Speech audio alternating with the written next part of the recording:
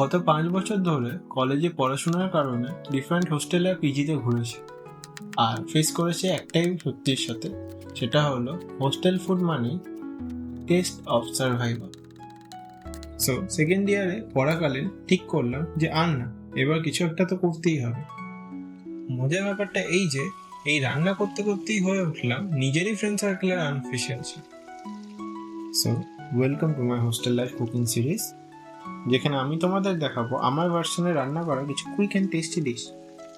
কারণ ভালো খাবার বানাতে ফ্যান্সি কিচেন বা এক্সপেন্সিভ ইনগ্রেডিয়েন্টস লাগে না, লাগে একটু খিদের।